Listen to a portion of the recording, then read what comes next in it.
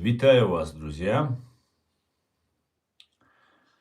Так, стрим у нас начался. В ТикТок тоже.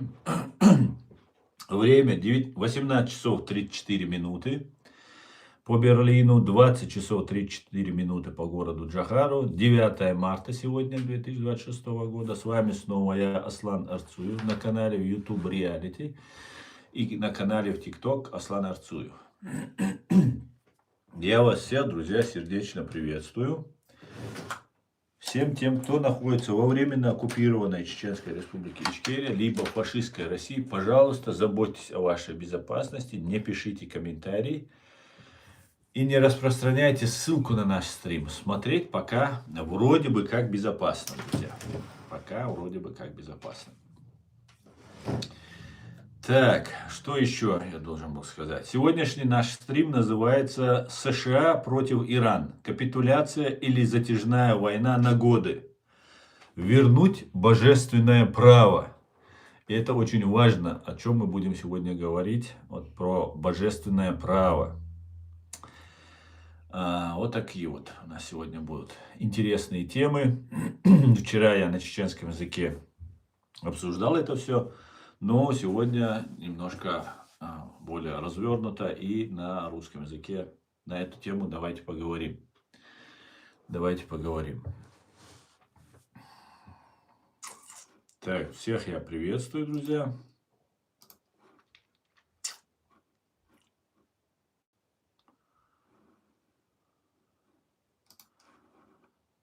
Давайте обсуждать.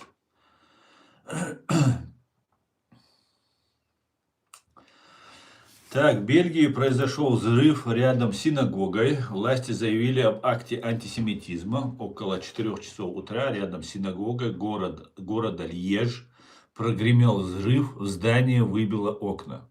О пострадавших не сообщается, передает бельгийский телеканал ВРТ со ссылкой на полицию. Причина взрыва неизвестна. Место ЧП оцеплено. Там работают подразделения по борьбе с терроризмом. Мэр Льежа Вилли де Майер назвал случившееся крайне жестоким актом антисемитизма. 1 марта уполномоченный правительства ФРГ по борьбе с антисемитизмом Феликс Кляйн предупредил, что война против Ирана может вызвать всплеск антисемитизма в Европе. По словам чиновника, в последние годы наблюдается связь между ростом напряженности на Ближнем Востоке и усилением нападений на евреев в Европе. Вот такая вот ситуация, друзья. Как мы видим, нагнетается обстановка против евреев, против израильтян.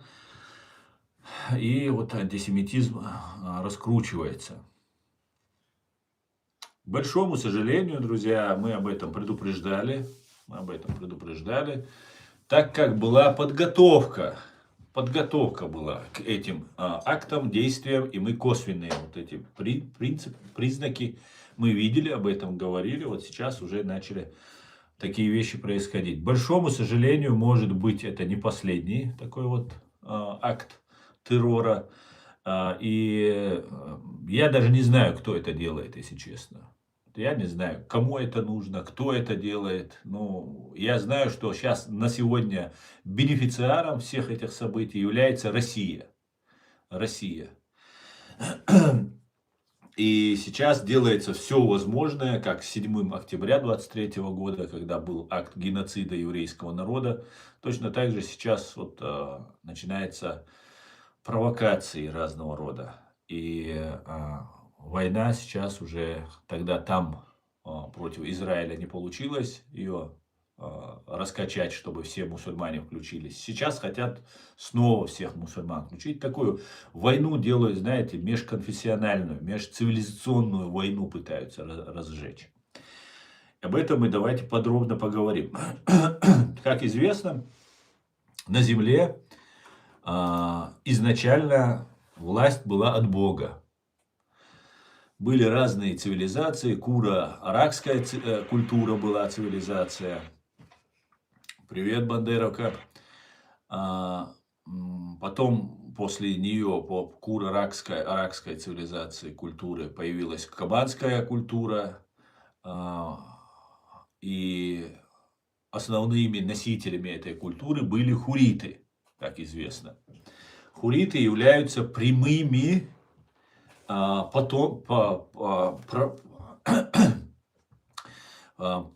прямыми праотцами нынешних чеченцев, ингушей и бацбийцев. Хуриты говорили на том же языке, на котором все сегодня говорим мы, вайнахи, и много очень как языковых, так и антропологических, то есть хуриты были кавказиоидами, которыми являемся мы, и не индоевропейцами, как ошибочно считалось. И эти люди создавали государства и управляли людьми. Вот эти хуриты создавали разные государства, в том числе, самое известное из этих государств, это Урарту. Государство Урарту, которое они сами, само название, оно называлось Бейни. То есть, либо это на луг, на такое поляна, на этой поляне название обозначается. То же самое известно, например, про тот же Ереван, нынешний Ереван, который назывался Эрин Бун, или внешнее поселение, или внешнее жилище, вот так можно это обозначать. Или Бен, если Эри Бен, или внешняя, или такая наружная, такая на улице находится Эри, внешняя, так можно это перевести. Гнездо. Бун – это поселение, шалаш, такое временное жилище. А Бен – это гнездо. Поэтому вот как-то так мы это видим все. И в итоге, как известно от историков, формировалась такая цивилизация. Цивилизация, где в мире царил хаос, грабежи, разбои, империи и так далее. Вот появлялись такие оазисы, где соблюдалось по тому времени, на тот период, права человека относительно права личности, свобода вероисповедания. Вот это все присутствовало в том месте, где управляли и создавали свои государства, города-государства хуриты. По моим данным, гипотетически, друзья, еще раз подчеркиваю, потому что события, которые мы сейчас обсуждаем, это события 2,5, 3,5, 4 тысяч лет тому назад все это происходило. Поэтому только гипотетически. На мой взгляд, у хуритов был свой политический центр, который находился на Кавказе. И оттуда исходили фетвы, божественное право, которое позволяло организовывать по божественным законам государство. Так и там была печать, это нашхолам, у чеченцев это называется нашхлам, где хранилась печать, большой такой казан, котел такой. Эти же обычаи, эти же традиции были потом у римлян, где в одном котле варилось мясо, и потом все вместе трапезничали, и таким образом образовывалось братство. Также у древних римлян были символ воина, это волк, то же самое сохранилось у чеченцев. Ну и говоря от культуры, языка и антропологического вида человека, все указывает на то, что сегодняшние вайнахи – это потомки тех хуритов, как их называли. И они являются фактически пранахами. Зафиксировали, да? Я ничего не выдумываю, все отлично можно проверить. Много ученых идут, конечно, споры, разные гипотезы доказываются, приводятся какие-то аргументы. Но по большей части все, что я говорю, оно основывается на окончательных выводах многих ученых. Хотя, конечно, споры опять идут. И многие заинтересованы в том, чтобы истина была скрыта. Как известно, в мире многие пытались найти божественное благословение, скажем так, на то, чтобы управлять народами. Был, как известно, Третий рейх гитлеровский, нацистский. Они тоже искали божественную власть, чтобы тысячелетним был у них рейхом.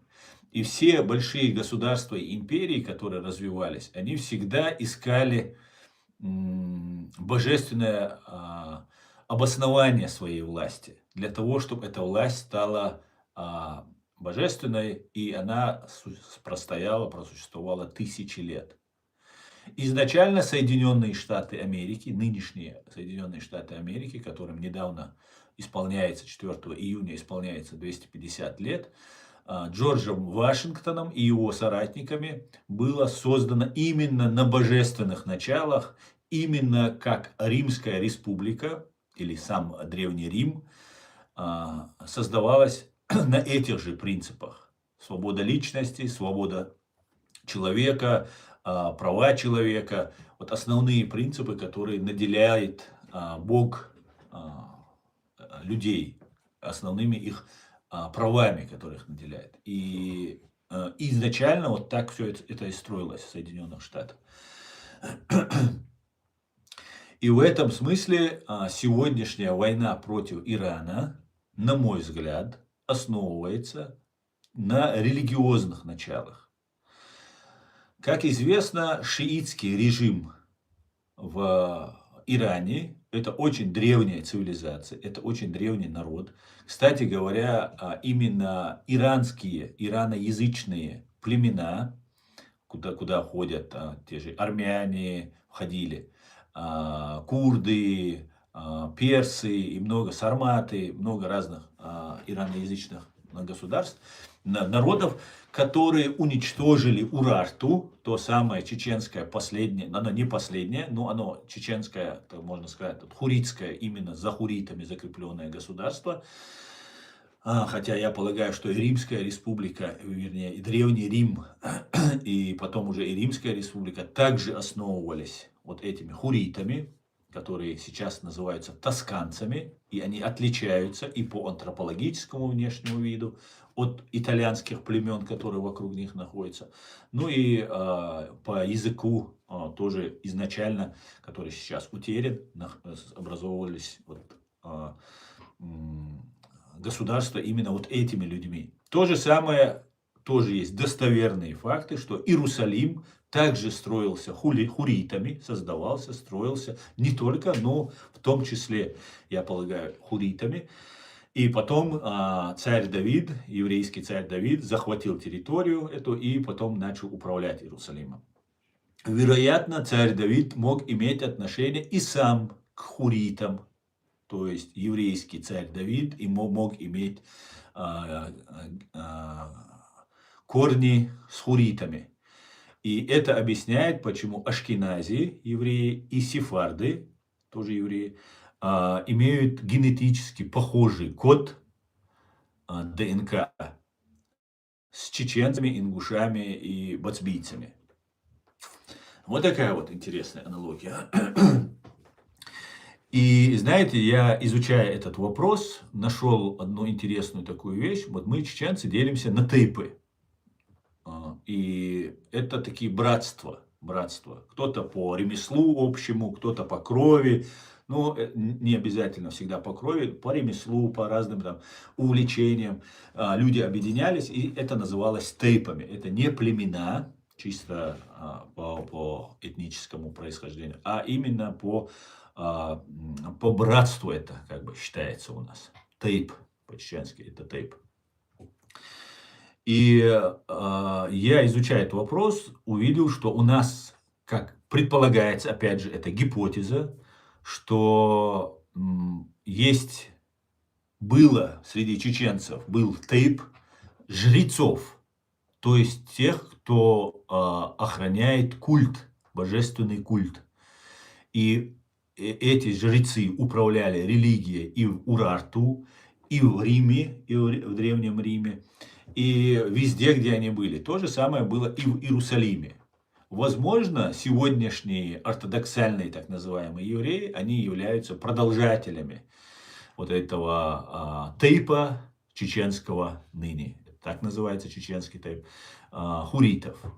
Но, конечно же, эти народы, эти люди, которые находились там вокруг семитских племен, ассимилировались и очень много приняли вот семитского в себя, то есть арабского вокруг того, что находилось. И поэтому у евреев есть и кавказиоидная ДНК, то есть как у чеченцев, также есть и арабская ДНК, как у рядом находящихся. И теперь мы возвращаемся к Ирану, друзья.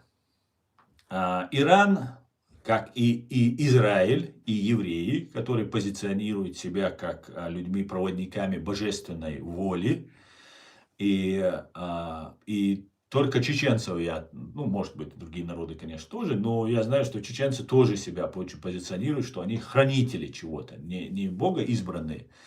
Я считаю, что Бога избранными сам себя человек называть не может.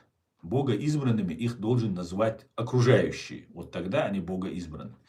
Я думаю, что евреи это хранители, и как и чеченцы, хранители своей древней культуры. Но не только евреи, чеченцы, курды, армяне или персы являются хранителями. Персы тоже, как известно, являются. Но они также персы претендуют на божественное начало, то есть на божественное право. И нынешний аятолла, уже покойный, последний, недавно убитый аятолла Али Хаминеи, он фактически был человеком Бога на земле. Ни меньше, ни больше. Так немножко они пошли дальше, чем другие, и обозначили, что вот он место-блюститель, то есть он охраняет место пророка, или же Махди, имама Махди, который куда-то пропал на время, но он должен вернуться. Пропал он в 874 году, по-моему, то есть 1200 лет назад куда-то он пропал, и у него нету ни Старлинка, ни интернета, ни связи, поэтому он не может пока выйти с Али Хаминеи на связь. И вот пока Али Хаминеи и Верховный Аятолла занимает это место, этот трон, пока не проявится, не вернется там Махди. Вот так они об этом говорят. Христиане и мусульмане, сунниты, говорят, что про Иисуса, что должен быть вернуться Иисус, Иса пророк. Шииты же считают, что это Махди больше должен быть, чем Иисус.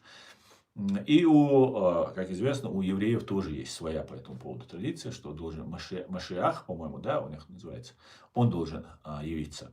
Короче говоря, мы видим все признаки таких глубинных религиозных начал между в этом противостоянии. Нужно отметить, что Римская республика, начиная от 53 года до нашей эры и затем уже и раньше я знаю, что именно иранские племена, они разбили этих хуритов, они завоевали Урарту, это озеро Ван, это потом уже туда пришли тюркоязычные, а до этого весь сыр-бор был между хуритами, ассирийцами и вот ираноязычными племенами, которые там вокруг находились. И потом Иран уже как нация сформировалась.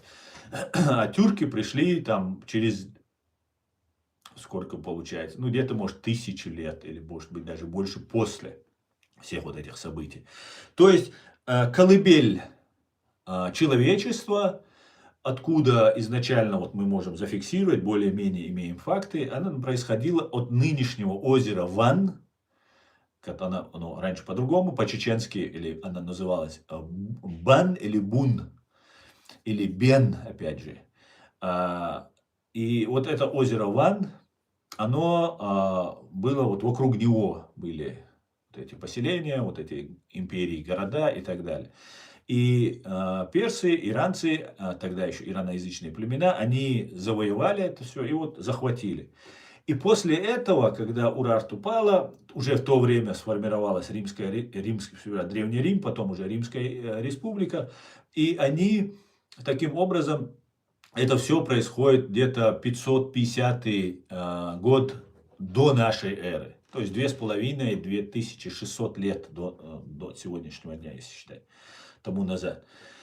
И вот с тех пор, как Римская республика образовалась, и ираноязычные вот эти племена захватили Урарту, с тех пор между ними конфликт был. И противостояние, большое конкретное противостояние произошло между Римской республикой, которая позже стала Римской империей, с с вот этим, там Армения образовалась, вот сами иранцы организовали ее, создали. И они с тех пор около 700 лет между собой воевали. В истории такого геополитического противостояния не было никогда. В истории человечества, чтобы 700, некоторые говорят, 1000 лет, хотя если считать вообще с момента захвата Урарту и потом начала уже сопротивления, можно уже, ну, с момента завоевания самого Урарту можно, если отсчитывать, то это получается 2500 лет. Вот эти люди, которые относились к культуре, кобанской культуре, к хуритам, то есть те же римляне, которые то же самое проповедовали, и иранское вот это государство, образовавшееся, они противостояли вот столько веков. 2500-2600 лет. 2500-2600 лет. Вот такая вот эта война. Это не просто вот сегодня там они где-то что-то не поделили, вот такая вот война. И у каждой из сторон, например, израильтяне, евреи вместе с на божественных, еще раз подчеркиваю, на божественных началах Джорджем Вашингтоном и его соратниками созданное государство вместе с Израилем, с евреями, которые позиционируют себя вот хранителями божественного права, и кого они наделят этим правом, вот те люди и могут становиться фактически владыками мира, ни больше, ни меньше, друзья. Вот такая вот интересная ситуация возникает. И Иран, который считает, что они являются владыками мира, божественная власть принадлежит им, они основываются на том, что именно тогда они захватили вот эту Урарту и воспользовались их знаниями и их всем могуществом, которое у них было.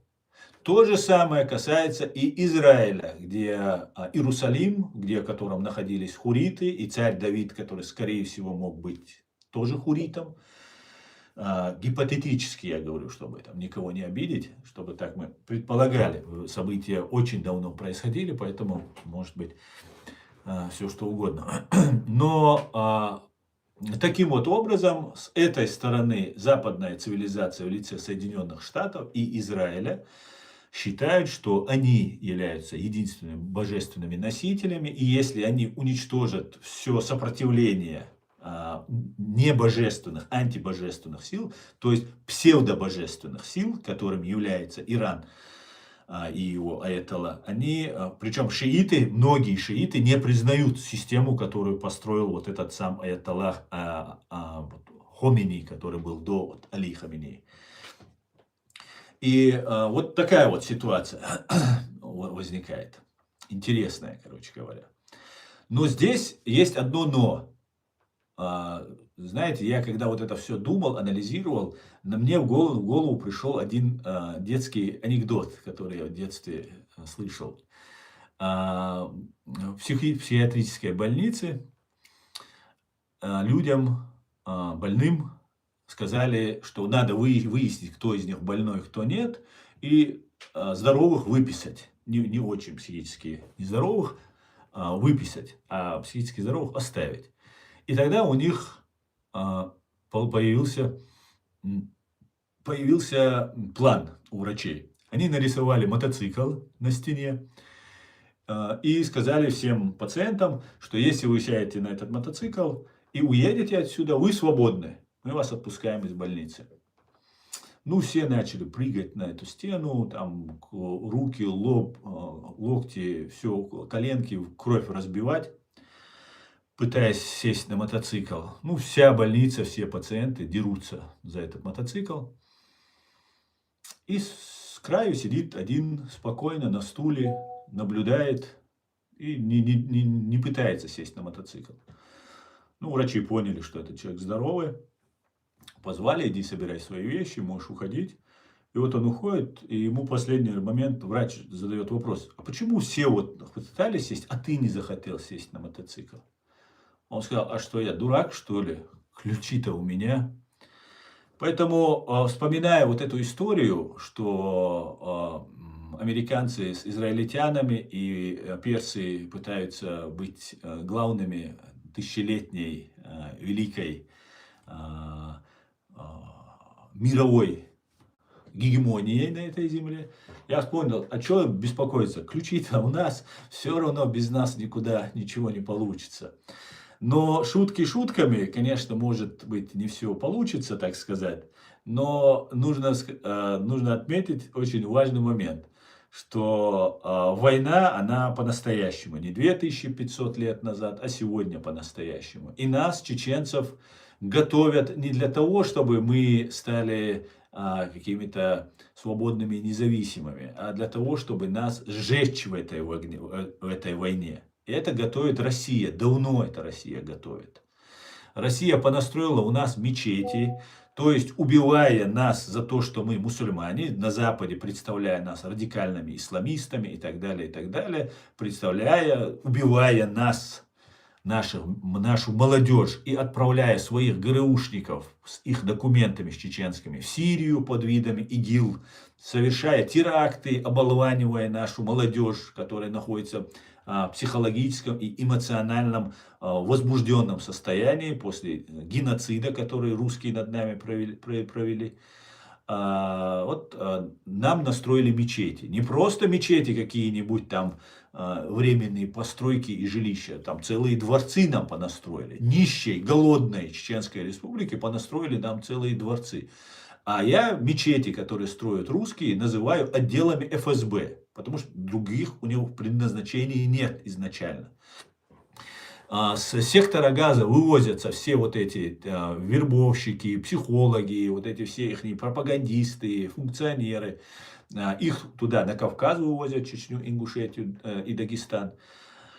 Дмитрий Кечкин, главарь банды УФСБ по Чеченской Республике, нынешний, из 2000-х годов, с начала геноцида чеченского народа и геноцида кавказских народов, был, начиная с оперативником ФСБ в Дагестане, затем дорос за замначальника ФСБ. Я убежден, что Дмитрий Кечкин является соорганизатором теракта в Бостоне, где Тамерлан Царнаев, его мама была родом с Дагестана, и он попал в эти сети, они его обработали и направили против Соединенных Штатов Америки.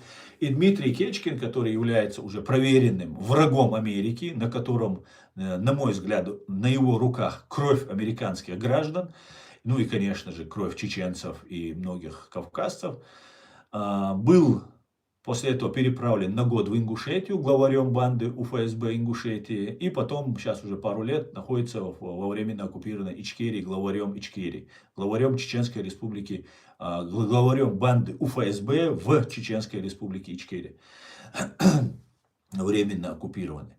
И это проверенный бандит и террорист, который будет убивать и американцев, союзников американцев и израильтян. Это бесспорно. И попытка сбития азербайджанского Боинга, который все-таки был сбит, но дотянул до казахской земли, перелетел Каспийское море и упал. 38 человек тогда погибли. И это сразу же тогда повесили на чеченцев.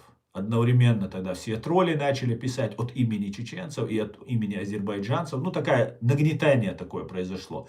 Это нагнетание будет происходить и дальше, друзья. И мы должны быть готовы к этому. Если кто-то от имени азербайджанцев оскорбляет чеченцев, знайте, это троллятина. Если от имени чеченцев оскорбляют азербайджанцев, знайте, это тоже троллятина.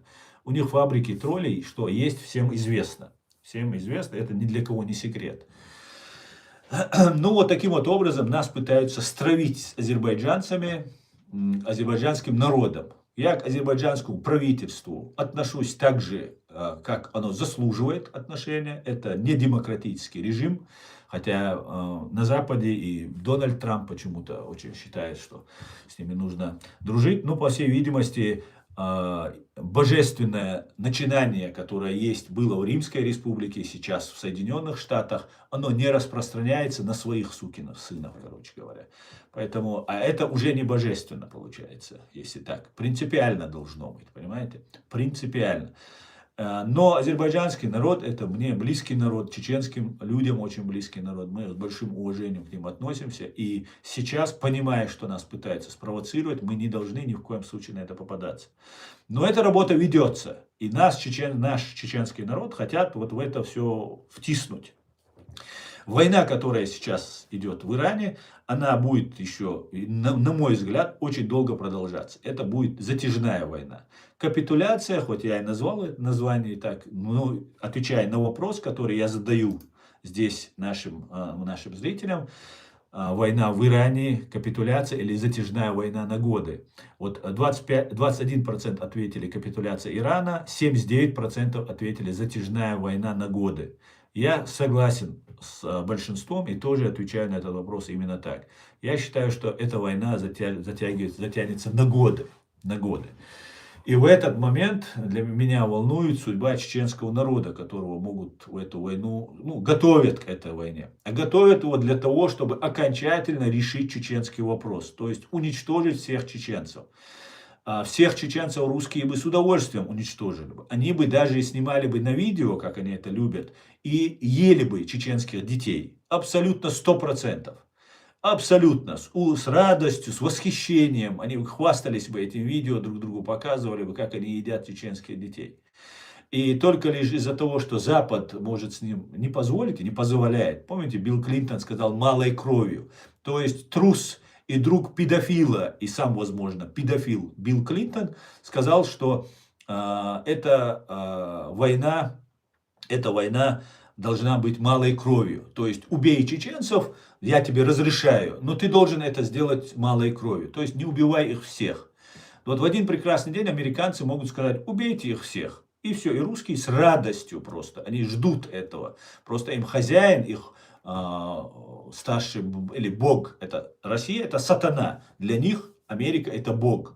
Да, они ненавидят ее, боятся ее, но при всем при этом послушно выполняют то, что она говорит.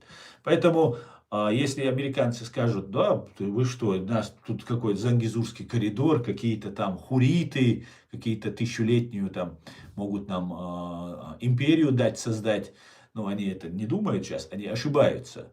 Они думают, что они без нас могут создать эту тысячелетнюю империю. Это невозможно, я вас уверяю. Ключи у нас.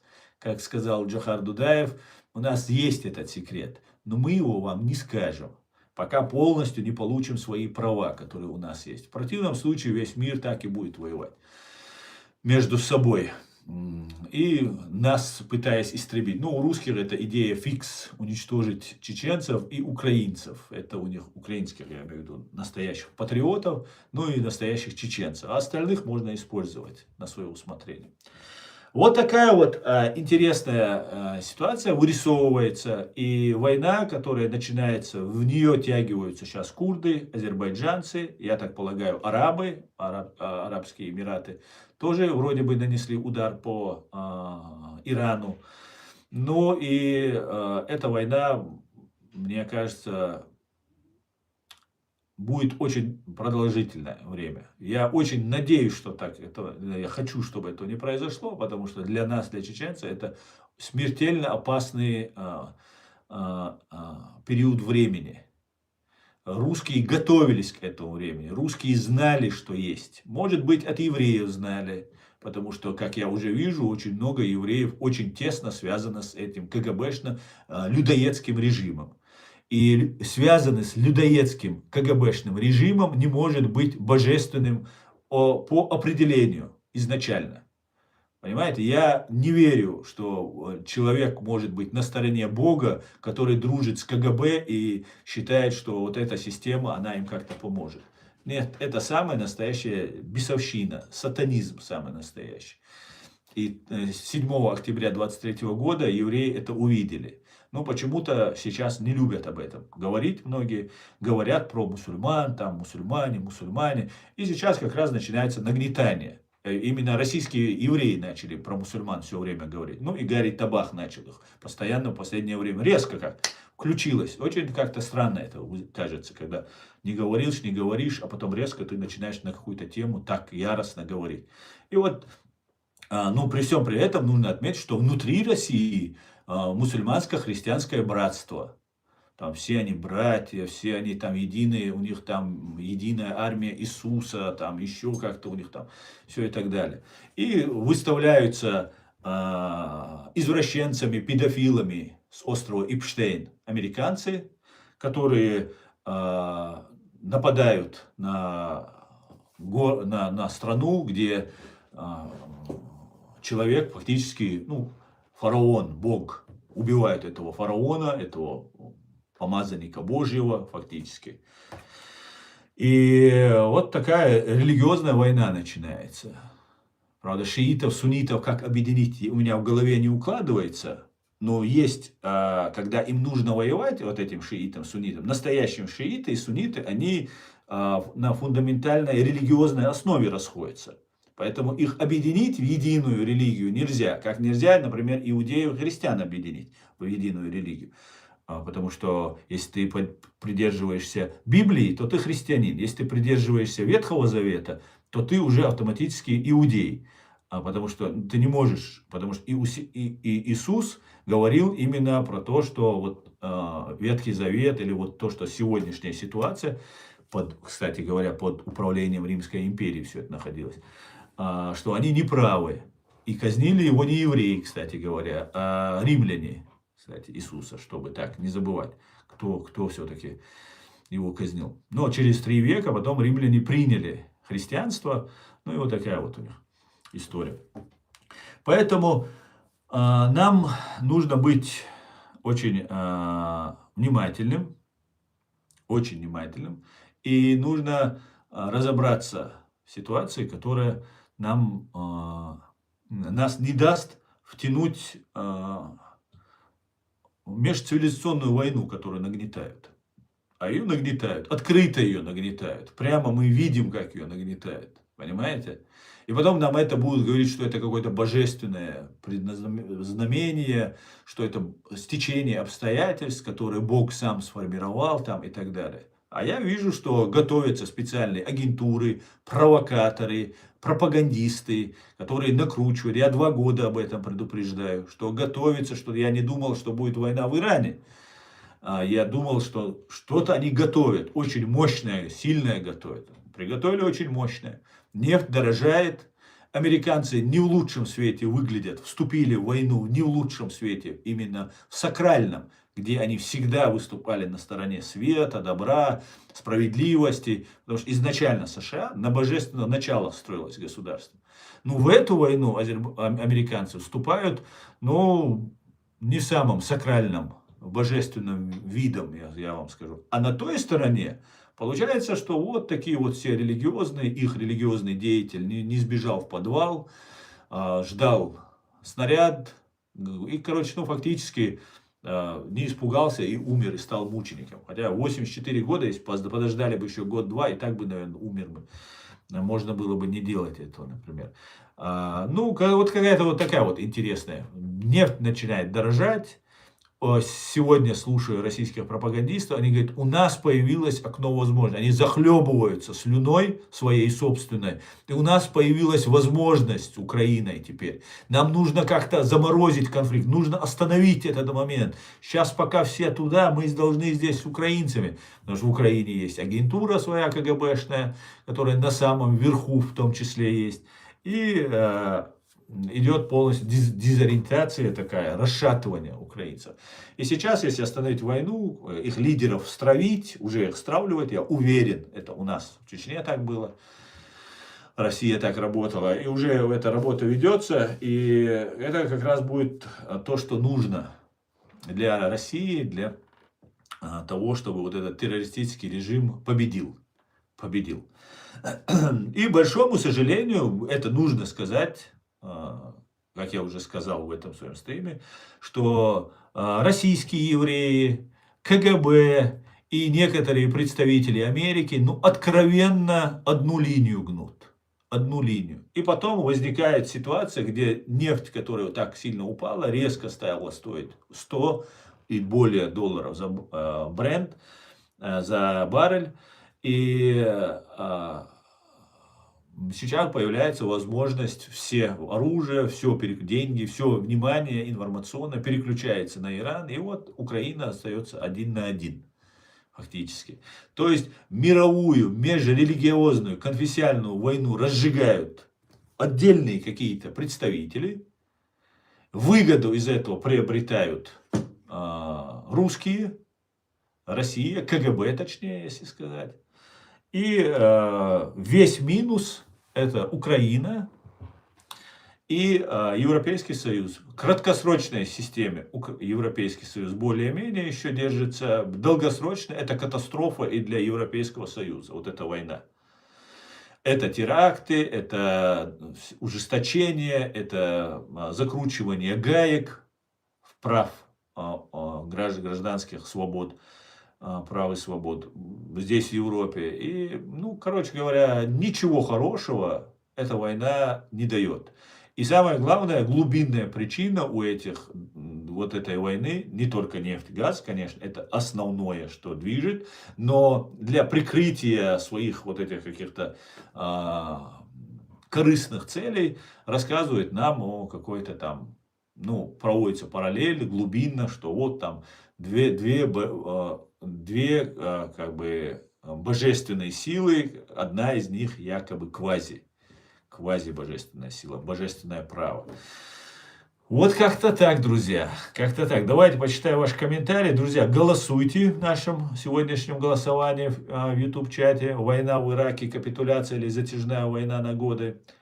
Капитуляция Ирана 24%, затяжная война на годы 76%, друзья. Так что давайте присоединяйтесь, голосуйте у нас. И я сейчас почитаю у нас комментарии в ТикТок. Так. Nem, az más volt, ha se verge, más dolgosa. Так, давайте почитаем. Здесь троллятина, да, работает. Дорогой Аслам, почему, хотел спросить у вас, почему Россия постоянно кидает своих союзников? Ну, они же сами говорят, Максим, они говорят, что у России есть два союзника, это армия и флот. Все остальные, они их используют. Чем слабее государство, тем быстрее они его используют. Вот такой вот закон джунглей в этом мире. И знаешь что, Максим, и не только Россия отличается этой чертой. Как мы видим, многие государства этим отличаются.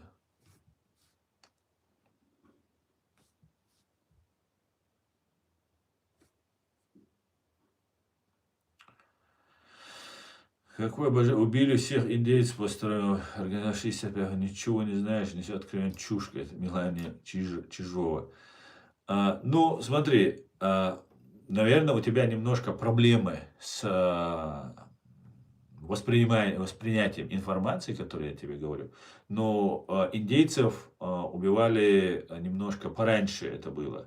Потом, когда Джордж Вашингтон установил своими соратниками американское государство, сперва из нескольких штатов, а потом уже разрослись до 50, тогда уже не то, что индейцев не убивали, хотя индейцы были врагами, которые на них нападали, и у них с ними столкновения постоянно продолжались с тех пор начатые.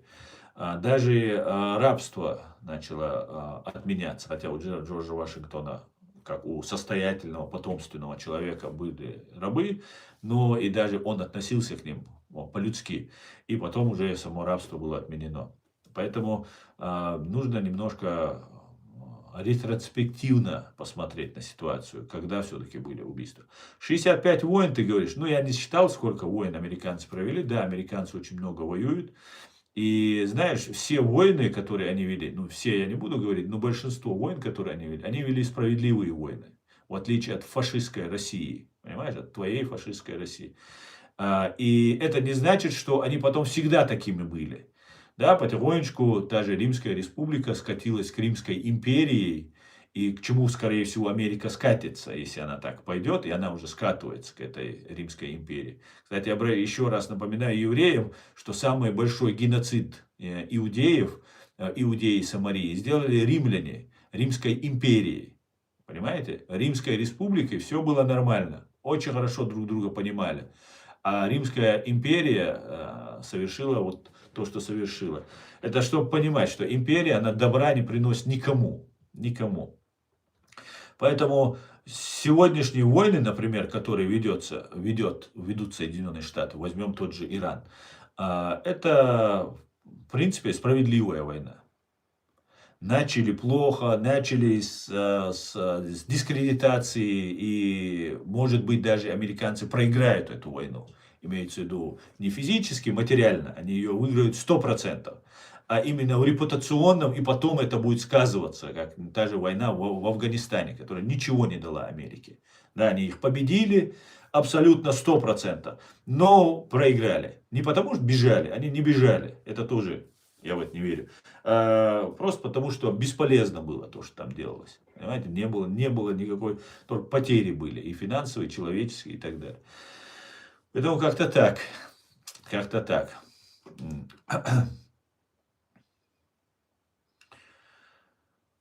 Развалить Россию никому не под силу, говорит. Ну, не скажи так, не скажи. Россия неоднократно разваливалась и неоднократно развалится еще. Кстати говоря, как Иран, который неоднократно проигрывал Римской империи, находился под оккупацией, но так как у них очень мощная своя самоидентификация, своя культура, они сохраняются.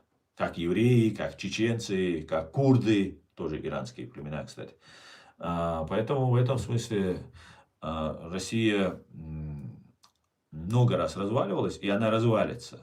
Она уже нету Российской Федерации. Вот нынешней Российской Федерации нет. Ваша власть, ваша ФСБ, они стоят на коленях просто перед Соединенными Штатами.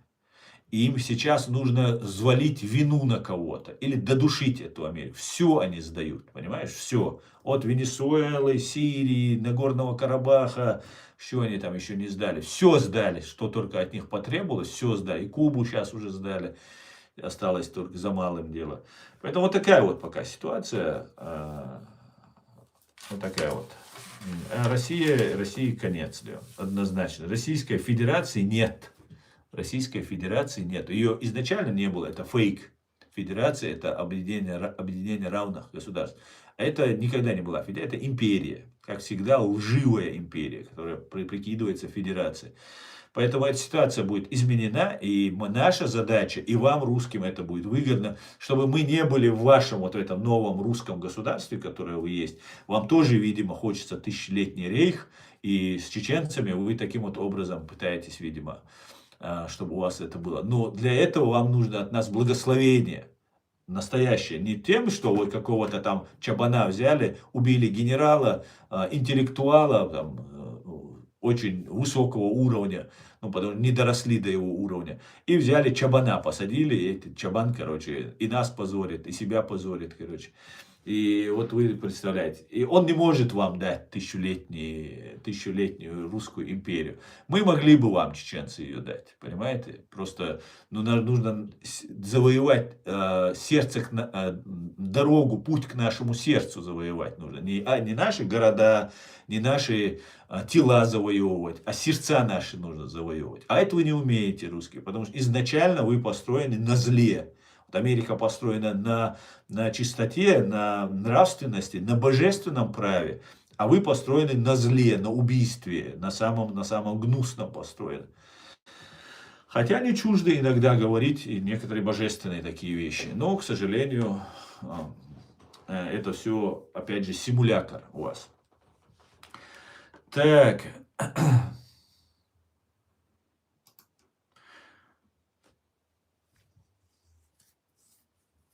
Всех кавказцев по плану нужно будет истребить в ближайшей глобальной войне, говорит, етту, говорит. Вот русский свой пацан, да, свой божественный. Как по-другому русский можешь говорить?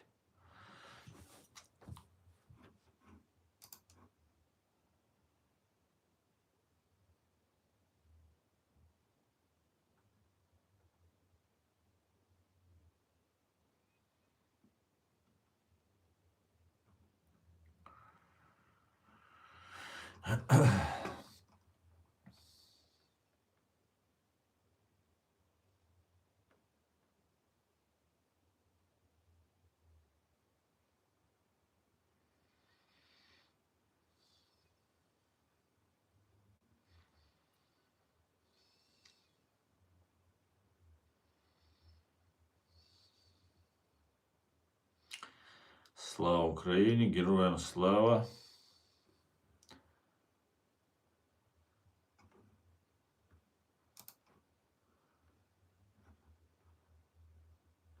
Так. Русский русскому рознь. По одному идиоту, скажем так, не судить всех. Нет, Меликов, не сужу ни в коем случае. Неоднократно говорил, к русским отношусь очень нормально. Не к имперцам, к нормальным русским. Потому что имперцы это для нас на протяжении 3 более веков зло, смертельное зло. Поэтому, извините, мы обязаны защищаться. Как-то так, да. Россия скоро развалится по губерниям. Нет, я не думаю, что развалится по губерниям, потому что России никто не хочет разваливаться, понимаешь? Вся проблема в том, что это уже такая масса людей, которые уже смирились с этой зоновскими вот этими понятиями, им не нужна свобода. Вот нам, чеченцам, очень трудно понять, как это человеку не нужна свобода. Вот им не нужна свобода, понимаете? Не помню кто, один из сатириков, если не ошибаюсь, не помню. Он сказал, что дайте, если кто-то придет освобождать русских, ну я приблизительно говорю, если кто-то придет освобождать русских из их бараков вот этих, они встанут, повесят его на эти ворота, на которых он стоит, и вернутся на свои вот эти шконки, на свой бараки. Вот поэтому их освобождать, мне кажется, бесполезно. Вот такое вот предназначение у них, да, нравится им сильная рука, так называемая. Только на России можно называть сильной рукой тех, кто тебя угнетает.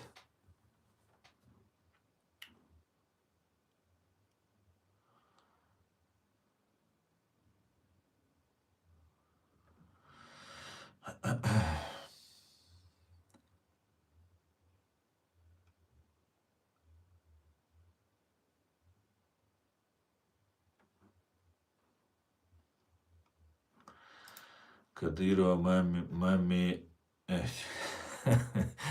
95 русских таких-то, и не надо разбирать, надо валить всех будет. Знаешь, в чем проблема Кадырова там туда-сюда? Дело в том, что Россию никто не хочет разваливать. Даже Ичкерию оттуда вытаскивать никто не хочет. Понимаешь? Турция, Азербайджан, Армения, США, Израиль. Эти все государства давно должны были признать Чеченскую республику Ичкерию. Но они не признают ее.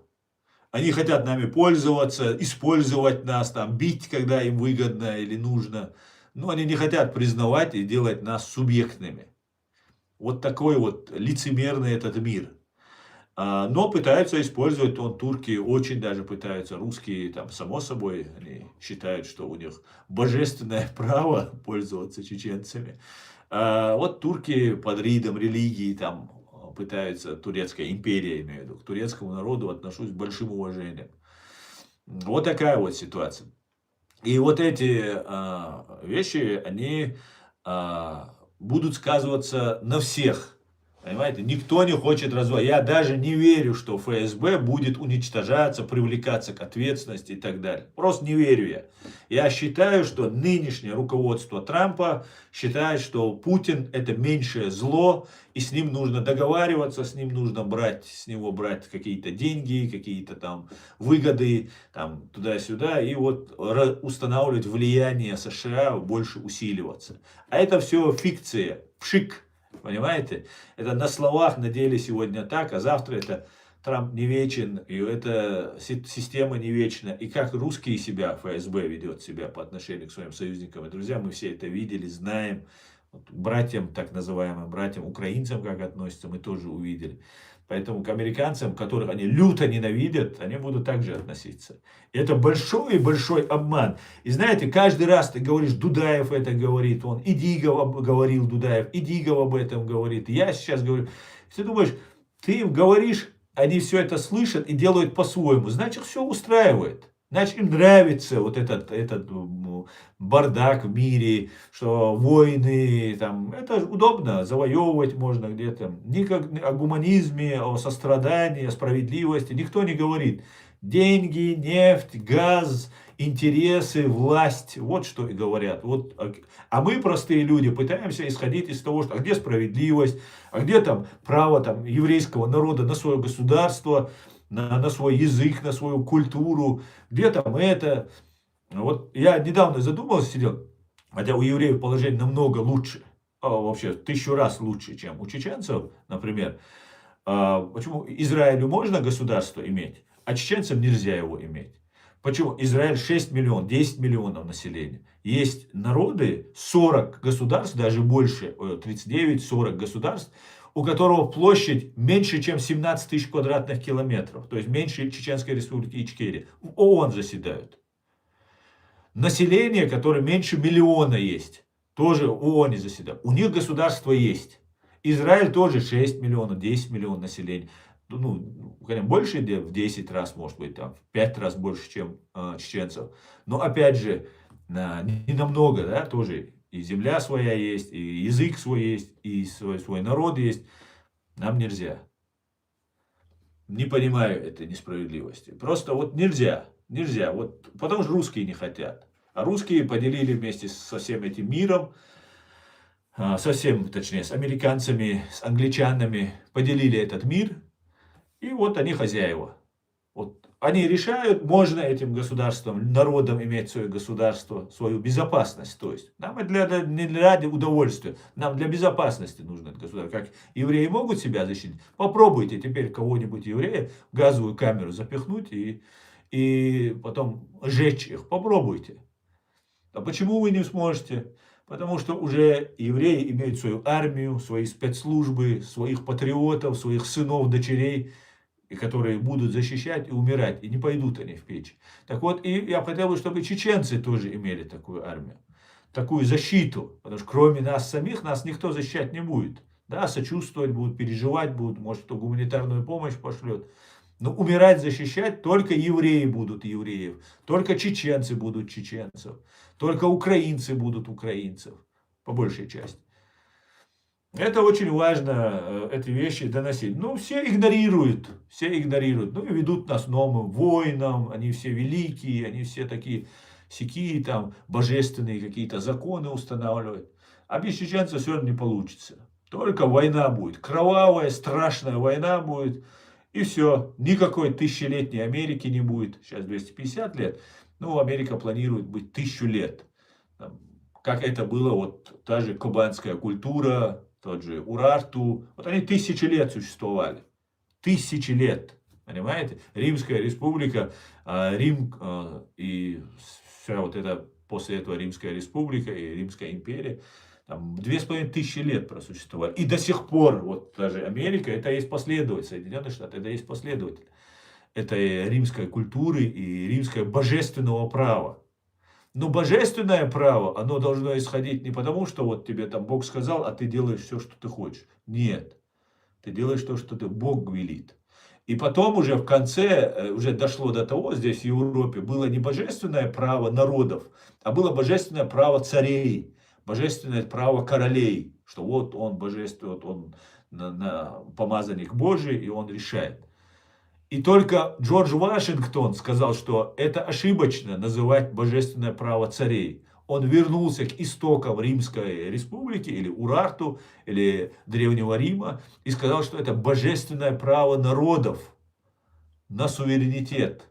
Вот где суть. Да, вроде бы одинаково. Тут тоже царь он, да, но он за народ думает, он весь такой пронародный, но и божественность идет к нему. И он же о народе думает, значит, вся его власть идет там к народу, и он как божественный человек делает все хорошо для народа. А другая, основная, настоящая история в этой ситуации, она гласит, что это божественное право народа. И народ имеет это право. А какой там царь, это не важно. Хороший он царь, он останется. Нехороший, божественный народ его уберет.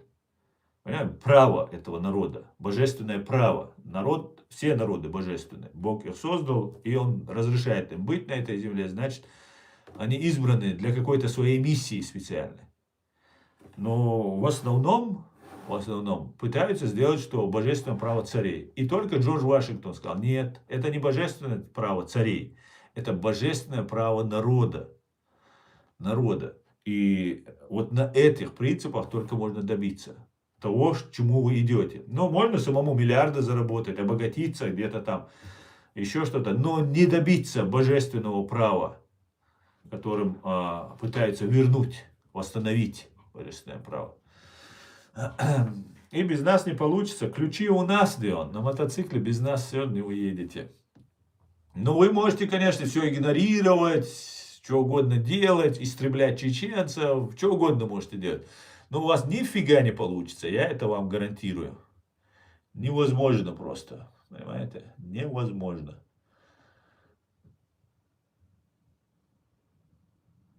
Невозможно. Баркал Бандера, спасибо, дякую. Так, давайте дальше.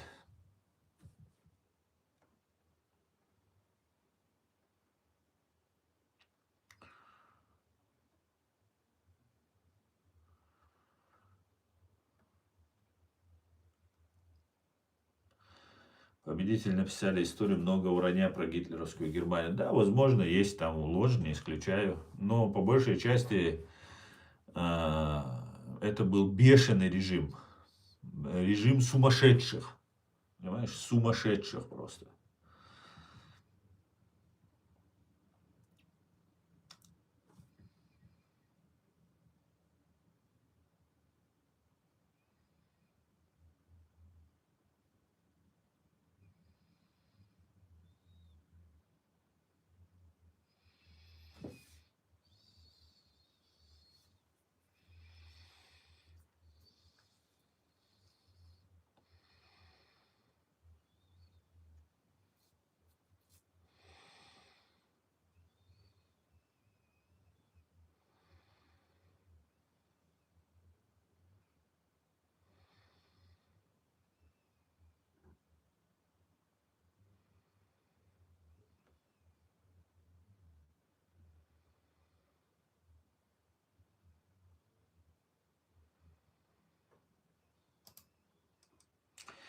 Так, смотри, Кадыров, мама, туда-сюда, ты забанен.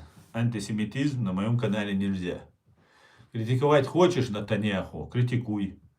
Евреи, Израиль, вот антисемитизм нельзя, понимаешь? Просто нельзя. Это фашизм, фашистам здесь не место. Правда ли 173 американских военных взяли в плен? Нет, абсолютно неправда. Это все фейк, выдумка. Никого наземной операции не было, никто не заходил, никого не брали в плен.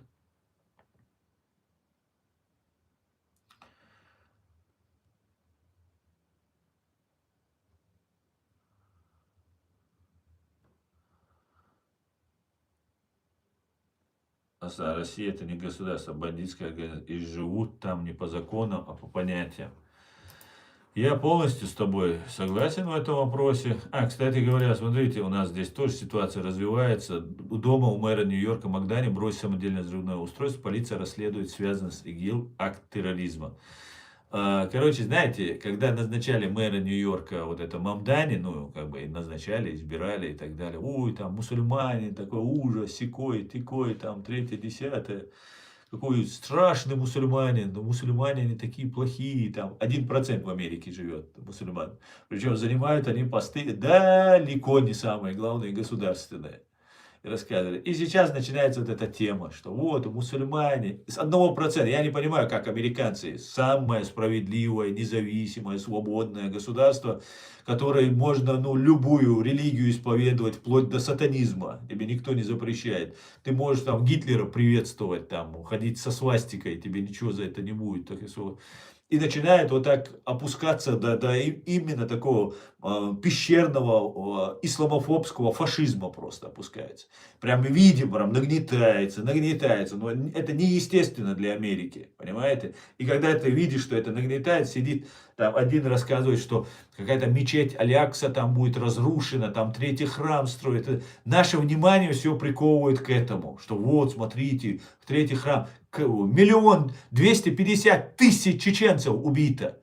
Мать вашу, почему вы об этом не говорите? О какой мечети вы говорите? Мечеть, пророк, мир ему, Мухаммад сказал, что Всевышний сказал, он уничтожил бы все мечети на земле, чтобы кровь одного невинного человека не пролилась на этой земле. Представляете, насколько ничтожны эти каменные изваяния, из которых делают нам чуть ли не божества. Нам говорят, о, это мечеть. А человеческая жизнь что тогда, которую Бог создал? И вот нам сейчас начинает, и раскачивается. Вот это в Америке происходит. В Америке происходит. Назначают мэра Нью-Йорка, и теперь против этого мэра, он мусульманин, там, туда. Какой он проблему он создает? Да, может быть, он мусульманин. Но какую он проблему создает? Что он? Он неадекват, он призывает. Что он призывает? Он как Путин говорит, надо там женщин, детей убивать, там, взрывать, теракты проводить. Вот вы видите, как раз вот обратил внимание на эту ситуацию. А по поводу того Ирана я бы хотел бы и вообще России сказать одну очень важную вещь. Спонсоров и архитекторов международного терроризма, ФСБшные и аятольские режимы продолжают называть государством и властью. Когда структуры, построенные на насилии, экспорте войны, геноциде, поддержке вооруженных прокси-группировок, систематическом подавлении собственных народов, описываются языком легитимности, происходит подмена понятий. Термины государство, власть, правительство предлагают наличие политической ответственности, правовых институтов и обязательств перед международным правом. Но если режимы действуют как центры координации терроризма, как источники дестабилизации целых регионов, как структуры, которые используют спецслужбы, религиозные институты и вооруженные формирования для экспорта насилия за пределами своей страны, своих границ, возникает очевидное противоречие. Почему в отношении таких систем продолжают применять язык политической легитимности? Почему их продолжают описывать как обычных акторов международной политики, тогда как их практика – это организация сетей, влияния, финансирование боевых террористических структур, использование идеологии и спецслужб для ведения скрытых войн? Такая терминология фактически размывает сам смысл понятия государства. Государство – это институт, основанный на праве, ответственности и международных обязательствах. Когда же этим словом называют бандитские структуры, чья деятельность системно связана с терроризмом, репрессиями, прикрываясь религиозным шармом и экспортом насилия, это оскорбляет сам институт государства и подрывает смысл международного права. И задумываясь над этим вопросом, почему аятольский режим, который абсолютно фантастически. Сами шииты не признают, что есть какой-то помазанник Божий, который имеет право казнить, сдвигать месяц Рамадан, там, отменять, сдвигать хадж или отменять его вообще. Ну, короче, чисто решение Бога, которое уже указано, он даже их может менять. Он не просто какой-то там проповедник или там какой-то очень образованный религиозном смысле человек, а вот именно наделен такими фараоновскими, божественными такими началами, такими возможностями. И у меня возникает вопрос, вот эти террористы, посмотрите, Россия архитектор международного терроризма, Иран религиозно-идеологически это все обосновывал, как это все закладывать и все это делать. Посмотрите на палестинских террористов. Они вчера были большевиками, марксистами, коммунистами, потом резко стали религиозными. И все, и дальше все это одна и та же деятельность. Не дать создать Израиль, не дать создать американцам плацдарм на Ближнем Востоке. Вот какая борьба идет. Понимаете? И вот нам рассказывают, что это не террористы. Россия взрывает свои собственные дома.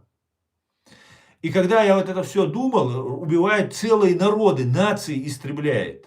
Большего вероломства, большей подлости от России больше ни у кого найти невозможно, наверное, в истории.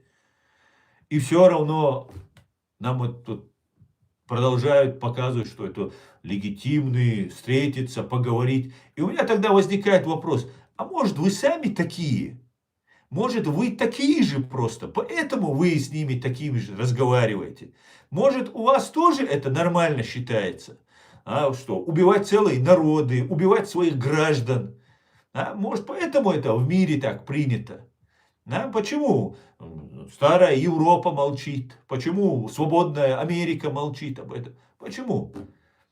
Вот такие вот мысли возникают у тебя. И потом, когда тебе говорят, что это какие-то святая там, империя, тысячелетнее там, мощное государство, божественное право, у тебя возникает вопрос, а как оно может быть божественным, если оно изначально с самыми людоедами считается и на равных там с ними здоровается, нормальный парень, можно сказать. Ну, ладно, в политическом, дипломатическом смысле что-то там можно риторикой сказать. Ну, а действовать как? Как действовать в отношении таких людей, придерживаясь их? Вот сейчас Путин полностью сдает Иран. И всем это выгодно. Вот братский Иран. Братский Иран. А когда война была раньше еще, в 60-х, по-моему, да, у них была, или 70-х, в 60-х, по-моему, да, война была. Тогда была война. Между Ираном и Ираком была война. 10 лет, что ли, или 18 лет, что ли, не воевали. Долго воевали. Ирану помогал Израиль, а Ираку помогала Америка. Вот такая вот была работа. Ну, чтобы подольше воевали. Ну, выгодно было обеим сторонам, чтобы этот был режим затянут в эту систему и дольше находился в таком противостоянии. Геополитические какие-то конкуренции, ну, все допускаю, понимаю, там, 1000 лет этим люди занимаются.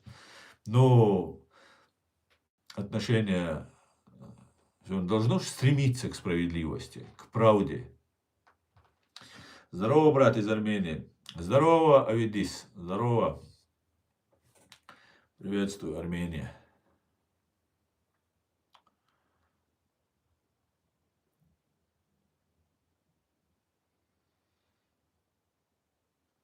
А вот смотрите. Террористические планы Ирана в Азербайджане были раскрыты. Служба безопасности в результате комплексных контрразведывательных мероприятий предотвратила террористические провокации и сбор разведывательной информации в Азербайджане, который планировали специальная служба Ирана КСИР. С целью посеять панику в обществе, нанести ущерб международному имиджу страны, целями были выбраны стратегические объекты: нефтепровод Баку-Тбилиси-Джейхан, посольство Израиля в Азербайджане, один из руководителей региональной общины горских евреев и синагога Ашкенази. На территории страны были ввезены 3 взрывных устройства. Эти устройства были обезврежены, и их передача другим лицам была предотвращена. Вот у меня на YouTube-канале есть видео, где представитель Израиля, эксперт еврейский, израильский, Сейчас я постараюсь найти его имя. Вот его имя. Его Шарп, по-моему, зовут. Да, его зовут Давид Шарп, его зовут. Давид Шарп. Ну, давайте я даже дам послушать, чтобы... Сейчас, подождите.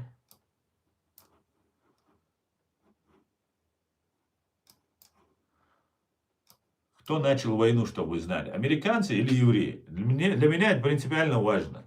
Справедливость, честность должна быть прежде всего, чтобы мы сами не запутали в своей пропаганде. Я начну с конца. Израиль бы начал войну, вероятно, позже, через несколько месяцев или через год с небольшим, после того, как накопился бы соответствующий банк целей, в первую очередь касающийся ракетной программы Ирана. Что касается ядерной, то на данный момент, хоть Иран пытался, после того, как она была в заметной степени разгромлена во время прошлой войны 25 года, Иран потихоньку пытался ее реабилитировать, но не делал резких шагов из опасений, что подвергнется немедленно новым ударам. Поэтому для Израиля ядерная программа с точки зрения срочности сейчас стояла на втором месте. Тем не менее, ядерные объекты тайно функционирующие изучались, и вчера был уничтожен один из них, такой, который занимался на котором занимались непосредственно разработкой ядерного оружия, а не обогащением урана. Для Израиля первично уничтожение значительной части иранского ВПК и арсеналов, угрожающих Израилю, это экзистенциальная угроза. Естественно, желание Америки, недавно возникшее, атаковать Иран, естественно, было для Израиля возможностью, шансом очень редким присоединиться, с тем, чтобы вместе с американцами добиться этой задачи в более глубокой степени, чем это могло бы. Это 4 марта 2026 года. Давид Шарп, израильский эксперт, на Deutsche Welle на русском языке, чтобы не было недопонимания у нас. Да? И этот человек прямо говорит о том, что Израиль присоединился к Соединенным Штатам. Понимаете?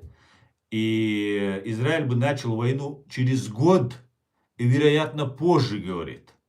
У них банк целей накапливался. Ну, значит, не готовы были они к этой войне. Фактически он это говорит. Израиль вот так, в военном, техническом плане Израилю нужен был еще время. То есть не хотели они сейчас нападать. Но так как американцы начали, они присоединились к ним. Тогда у меня возникает вопрос. Если все понимают, и сами евреи говорят, что они присоединились к американцам. Самая главная страна это Америка. У нее больше оружия, танков, самолетов, ракет, всего остального. И вообще Израиль держится благодаря тому, что Америка помогает, США помогает ему. Тогда возникает вопрос, почему нападения на израильские посольства идут?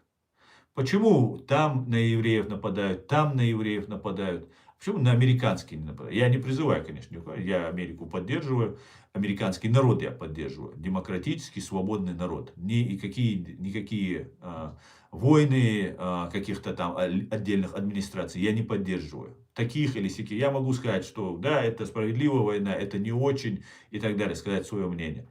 Но я поддерживаю американский народ, потому что он по духу и по мировоззрению мне близок. И моему народу он близок.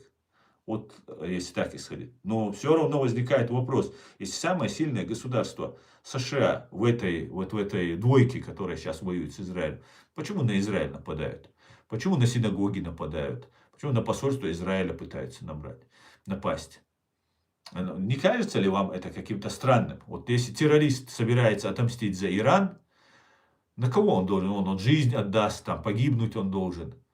Вот почему он должен идти на евреев? Ну, просто логика. Может, я ошибаюсь, может, моя логика неверна. Если нет, поправьте меня.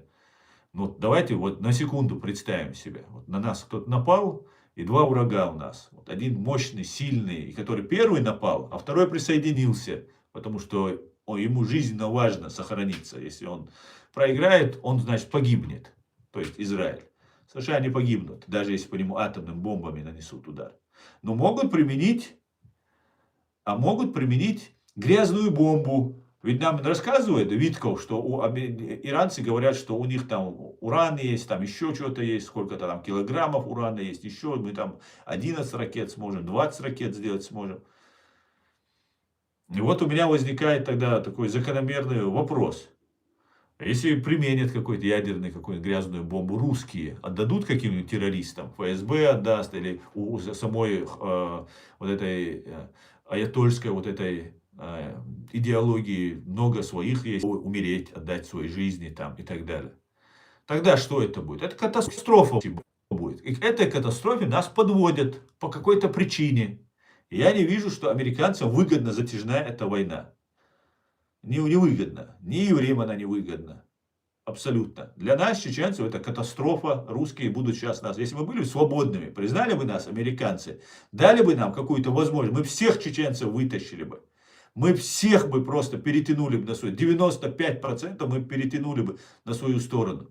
И никто бы не пошел бы ни против Азербайджана воевать. Если бы сейчас Азербайджан у себя в Баку открыл бы посольство Чеченской Республики Ичкерия, и наш президиум не симулякры, а настоящих, которые все чеченцы знают, кто у нас настоящий, кто не настоящий, постановили бы, мы всех этих чеченцев перетягивали бы.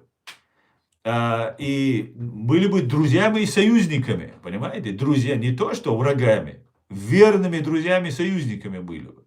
Вернейшими просто. И для евреев, и для азербайджанцев, и для американцев, и для армян.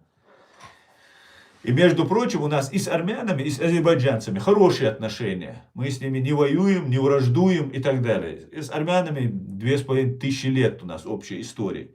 А с азербайджанцами у нас хорошие отношения, так сложилось. Хотя с тюрками, с Османской империей это приходилось воевать, а с азербайджанцами у нас всегда находился общий язык. И если бы мы подружились бы с этими двумя государствами, с Арменией и Азербайджаном, мы стали бы гарантами, что эти два народа не будут между собой воевать. Просто как посредники. Я бы лично выступил бы. И гарантировал бы, что нет, и я смог бы и азербайджанцев уговорить, и армян уговорить. Понимаете? А если ситуация изменится, снова же вспыхнет. А армяне хорошие воины. Если сейчас они проиграли битву, это не значит, что армяне всегда славились, то, что хорошие воины. Это опять будет начинаться. И армяне это не забудут. С такой историей, такой древний народ. Для нас 1000 лет или 100 лет это вообще не срок. Понимаете? 100 лет туда, 100 лет сюда. Мы это вообще даже не замечаем. Мы не живем одним поколением. Мы живем 1000 лет. Валейк салам, кумык. Откуда вещаешь? Вещаю из славного города Гамбурга, Германия. Ты не русский? Ну, ты очень близок. Как ты догадался, Дио? Ты очень проницательный человек, Дио. Да, я не русский.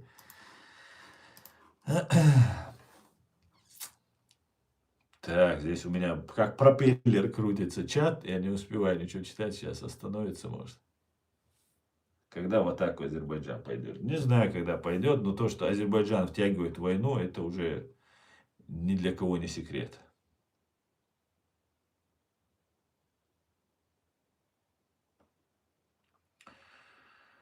Так.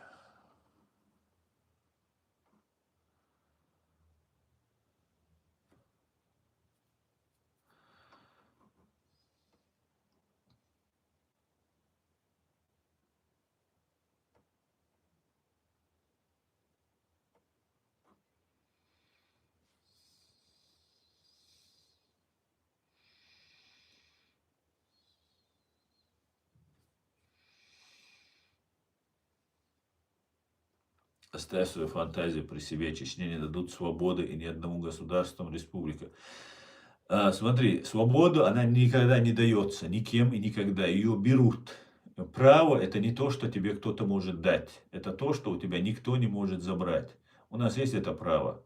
Мы заплатили слишком высокую цену. И вот я же поэтому объясняю, что мы древнейший народ. Для нас 100 лет, 200 лет, 500 лет.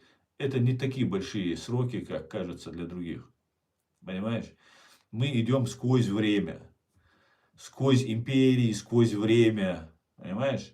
Невозможно нас полностью заставить отказаться от своих прав.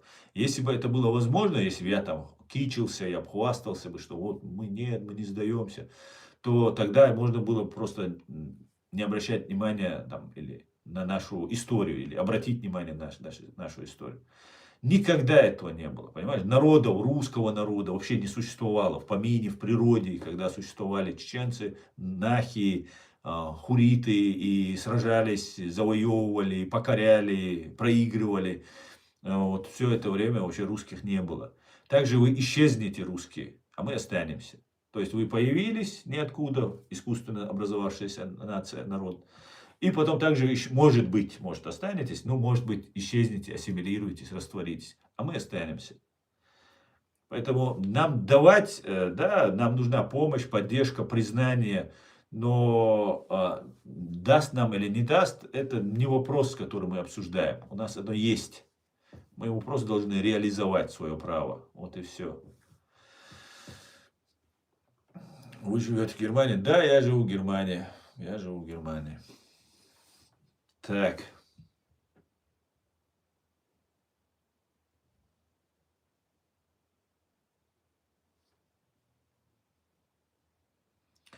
Спасибо, Питер Дадон. Почему Алиев оказался не на стороне Ирана? Ну а с какого перепуга Алиев должен быть на стороне Ирана? Да, это язык похожий, там религия похожая, это все я понимаю. Но все это время врага Азербайджана, Армению, поддерживал Иран, бывшего врага. Давайте договоримся, что они уже не враги. Президенты руки пожали, и надо, хотят, не хотят, нужно все равно найти общий язык между народами, между соседскими народами. И вот я считаю, что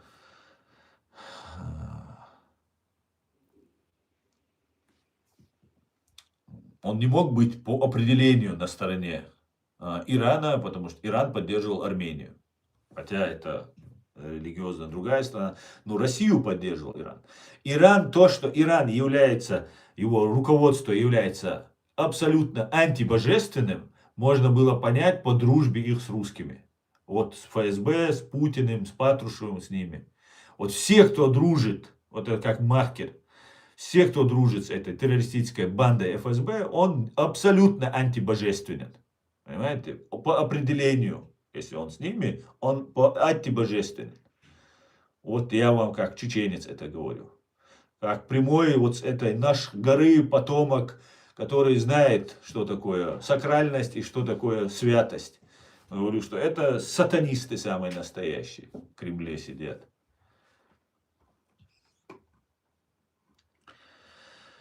Так, давайте дальше.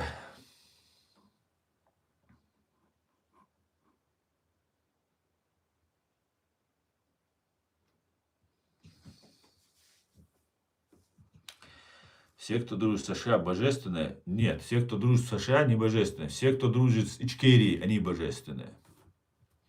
Ты плохо слушаешь.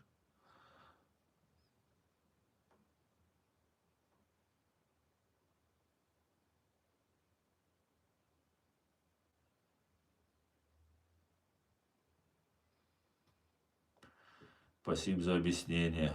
Пожалуйста. Так, друзья, мы уже 1,5 часа в эфире.